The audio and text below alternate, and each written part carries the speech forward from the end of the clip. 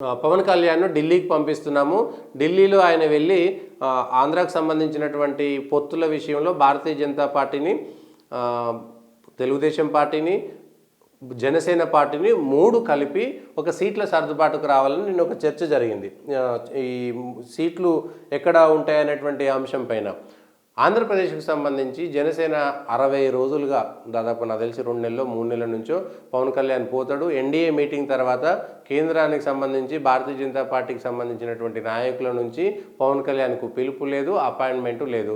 ఆంధ్రప్రదేశ్ రాష్ట్రంలో ఎన్నికలు జరుగుతున్నటువంటి విషయం ఉన్నా కూడా అక్కడ జనసేనను అడ్డుపెట్టి, ఎందుకంటే చంద్రబాబు నాయుడుతో తెలుగుదేశం పార్టీతోటి పొత్తుకు వెళ్ళడానికి జాతీయ పార్టీకి ససేమిరా ఒప్పుకోవడం లేదు.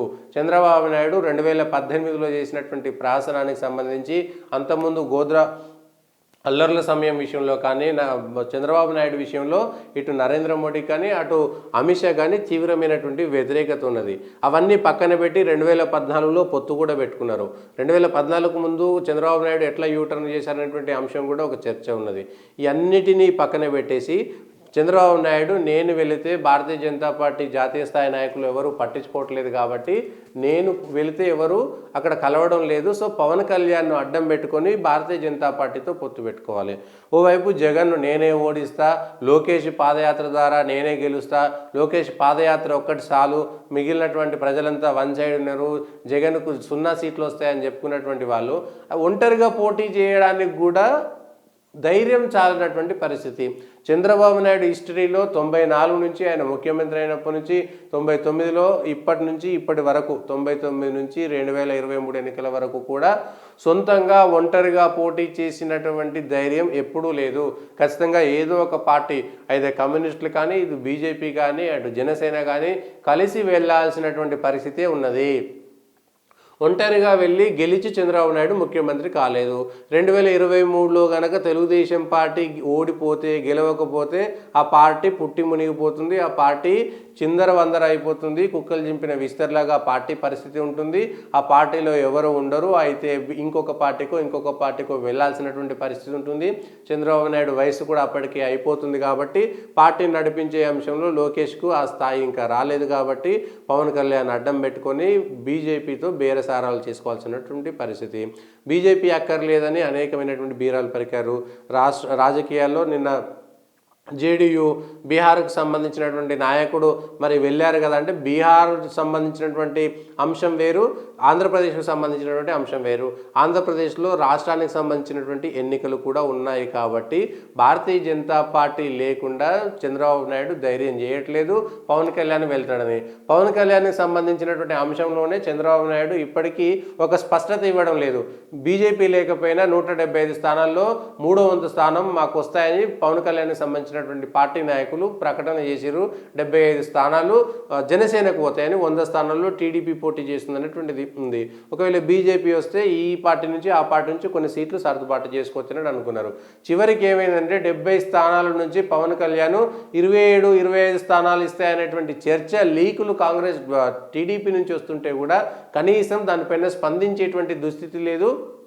దానిపైన హరిరామజోగయ్య కూడా అసలు టీడీపీలో మాట్లాడుతుంటే జనసేన ఇంకా ఎందుకు చేతులు కట్టుకొని ఉన్నది అనేటువంటి అంశంపైన ఇప్పటికీ చర్చ జరుగుతుంది. సో ఆంధ్రాలో ఒక కొలిక్కి రాలేనటువంటి పరిస్థితి మాత్రం ఉన్నది భారతీయ జనతా పార్టీకి. మాకు ఇక్కడగా ఓడిపోతే పోయేదేమీ లేదు. 2019లో కూడా మాకు 0 సీట్లు ఉన్నాయి, ఇప్పుడు కూడా 0 సీట్లు వస్తాయి. సో ఆంధ్రప్రదేశ్లో గెలవకపోయినా మాకు ఎటువంటి నష్టం లేదు. కాబట్టి చంద్రబాబు నాయుడును బతికించాల్సినటువంటి అవసరం, ఎందుకంటే బీజేపీతో పొత్తు చంద్రబాబుకు అవసరం కానీ చంద్రబాబుతో పొత్తు భారతీయ జనతా పార్టీకి అవసరం లేదు. బీజేపీకి 2019లో చంద్రబాబు ఉన్నా లేకపోయినా ఆ పార్టీకి సంబంధించినటువంటి అవసరం పడలేదు, ఇప్పుడు కూడా పడదనేటువంటి దాంట్లో ఉన్నారు. భారతీయ జనతా పార్టీ ఒకవేళ చంద్రబాబుతో పొత్తు పెట్టుకుంటే బీజేపీ చెప్పినట్టు వినాలి, జనసేన చెప్పినట్టు వినాలి. చంద్రబాబు నాయుడు ముఖ్యమంత్రి కావద్దు, పవన్ కళ్యాణ్ ముఖ్యమంత్రి కావాలి. సీట్ల పంపకం విషయంలో కూడా బీజేపీ జనసేన చెప్పినట్టుగా చంద్రబాబు ఒప్పుకోవాల్సినటువంటి ఉంది. చంద్రబాబుకు సంబంధించినటువంటి సోషల్ మీడియా నాయకులు కానీ, మీడియా నాయకులు, మీడియాలో మాట్లాడే నాయకులు కానీ అసలు బీజేపీకి ఏం బలం ఉందని లేదా జనసేనకి ఏం బలం ఉందని, చంద్రబాబు టీడీపీ పొత్తు లేకుంటే వాళ్ళు గెలవలేరు కాబట్టి, మరి వాళ్ళు పొత్తు లేకుంటే గెలవలేనప్పుడు వాళ్ళ కోసం బతలాడాల్సినటువంటి పరిస్థితి చంద్రబాబు నాయుడుకు ఉంది. ఎట్లా ఉంది అనేటువంటిది నిన్నటి నుంచి పవన్ కళ్యాణ్కి సంబంధించినటువంటి చర్చ, ఇప్పుడు పోతాడు, రేపు పోతాడు, జాతీయ పార్టీకి బీజేపీ తోటి మాట్లాడతాడు, పొత్తు ఫైనల్ అవుతుంది అనేటువంటి లీకులు ఇచ్చుకొని బతకాల్సినటువంటి పరిస్థితి ఆంధ్రాలో ఉన్నది.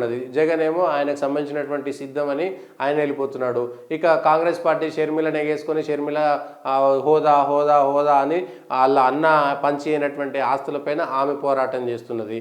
కమ్యూనిస్టు పార్టీలు సరే ఎవరో ఒకరు ఇటు చంద్రబాబు నాయుడు తోట అటు కాంగ్రెస్ తోట కలిసిపోవాల్సినటువంటి పరిస్థితి ఆంధ్రాకు సంబంధించినటువంటి రాజకీయాలు ఉన్నాయి. ఇప్పటికి కూడా పవన్ కళ్యాణ్ను కలవడానికి బీజేపీ నాయకులకు ఇష్టం లేక కాదు, చంద్రబాబు నాయుడు పొత్తు టీడీపీతో పొత్తు బలవంతంగా రుద్దేటువంటి అవకాశం ఇవ్వకుండా పవన్ కళ్యాణ్ కూడా జాతీయ పార్టీ అపాయింట్మెంట్ ఇవ్వలేదనేటువంటిది ఒక చర్చ సాగుతున్నది. ఇది ఈరోజు ఉన్నటువంటి వార్తలకు సంబంధించినటువంటి వెనుక ఉన్నటువంటి వాస్తవాలు, విశ్లేషణలు.